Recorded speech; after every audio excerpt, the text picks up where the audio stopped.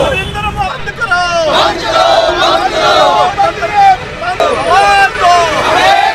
राहुल गांधी जिंदाबाद, जिंदाबाद, जिंदाबाद, राहुल गांधी जिंदाबाद, जिंदाबाद।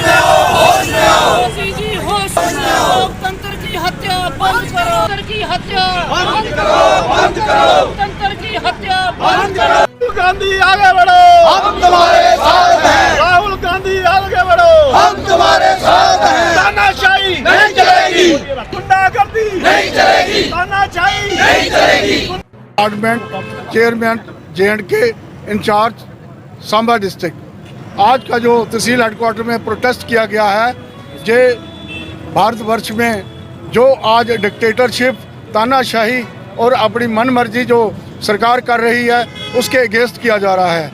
जैसे कि राहुल गांधी जी की अध्यक्षता जो है पार्लियामेंट में कैंसिल की, सेलेक्टिव तरीके से उनको पार्लियामेंट से बाहर करने का एक तरीका पूरा तरीक़ेकार से बनाया गया। पहले उसी केस पे स्टे लिया गया। राहुल जी का कसूर इतना है कि उन्होंने एक भगोड़ा जो नीरज मोदी वगैरह उनके बारे में जो बात कही कि उनका हमें पता चलना चाहिए 20,000 करोड़ जो उनके अकाउंट में पैसा आया है वो किस खाते से आया, हमें पार्लियामेंट में बता दीजिए। सच पूछने की ये उनको पनिशमेंट दी गई है।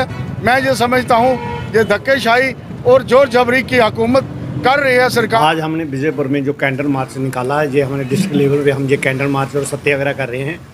इसी कड़ी में आज हमने विजयपुर में ये कैंडल मार्च निकाला है, जिसमें हमारे जो चौधरी भोपा साहब हैं जो डिस्ट्रिक्ट के इंचार्ज थे, वो चीफ गेस्ट थे। उसके साथ ही संजीव शर्मा जो हमारे डिस्ट्रिक्ट प्रेसिडेंट थे, और ख़ुद मैं वर्किंग प्रेसिडेंट हूँ डिस्ट्रिक्ट का। हम सब ने मिलकर सैकड़ों की तादाद में हम सभी लोगों ने मिलकर ये कैंडल मार्च निकाला है। और इसका जो मेन मकसद यही है कि जो राहुल गांधी जी की जो सदस्यता रद्द की गई है, जो 2 साल की उनको सज़ा दी गई है, उसी के विरोध में हम जो पूरे देश में सत्याग्रह कर रहे हैं और कैंडल मार्च निकाल रहे हैं, क्योंकि उनके साथ एक दगा किया गया है। उनको 2 साल की सज़ा दी, जो मैक्सिमम सज़ा थी 2 साल की उनको सज़ा दी गई, और 24 घंटे के अंदर अंदर ही उनकी सदस्यता रद्द की गई। ये एक तानाशाही बड़ा कदम था, लोकतंत्र की हत्या की गई बीजेपी द्वारा। तो हम इसके खिलाफ हमने कैंडल मार्च निकाला, और उसके बाद जो उनका जो आवाज़ था उसको खाली करने का नोटिस 2 दिन में दे दिया गया। तो ये एक लगता है कि ये सरकार जो बीजेपी की है, ये कांग्रेस से डरी हुई थी, राहुल गांधी जी से डरी हुई थी, जिसकी वजह से उन्होंने ये स्टेप उठाया। और मैं समझता हूँ कि राहुल गांधी जी ने कुछ गलत नहीं कहा था। राहुल गांधी ने यही कहा था कि जो लोग भ्रष्टाचारी हैं, जो 20,000 करोड़ रुपया हमारे देश का लूट कर विदेशों में ले गए, जो लोग अपने खातों में डाले हैं, उनको वापस लाना चाहिए। उन्होंने यही कहा था। अगर भ्रष्टाचार की आवाज़ उठाना ये गलत है, तो मैं समझता हूँ ये तो आवाज़ हम हटाते रहेंगे, राहुल गांधी उठाते रहेंगे। और उन्होंने कहा भी है कि मैं तो भ्रष्टाचार के खिलाफ बोलता रहूँगा, मैं देश के लोगों के हक़ के लिए बोलता रहूँगा, देश हिंदुस्तान की आवाज़ को उठाता रहूँगा।